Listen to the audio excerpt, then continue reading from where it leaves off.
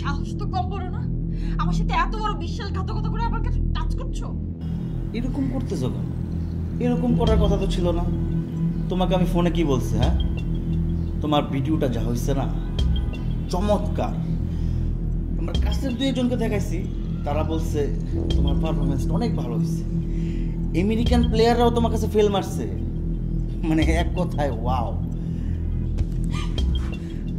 আমি তোমাকে বিশ্বাস করেছিলাম।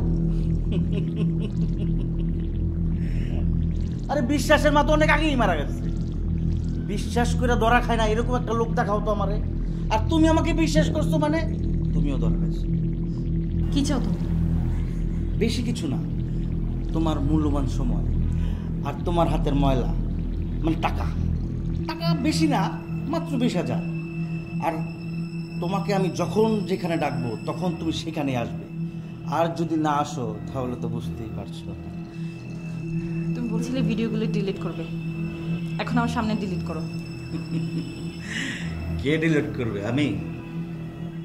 এত কষ্ট করে এত প্ল্যান সাজিয়ে যে ভিডিওটা আমি করেছি ডিলিট করার জন্য? বোঝে না বোকা মেয়ে। কি করতেছো তুমি? ব্ল্যাকমেল। এখন যেরকম করতেছি, যদি তাতে আমি ব্যর্থ হই সোশ্যাল মিডিয়ায় আমি আনসোশ্যাল হিসেবে পাবলিশ করে দেব।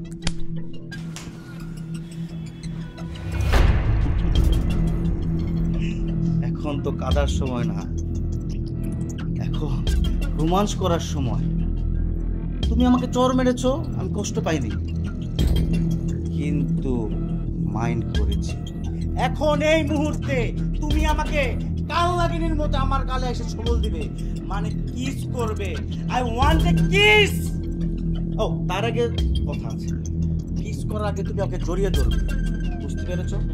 আসো আসো।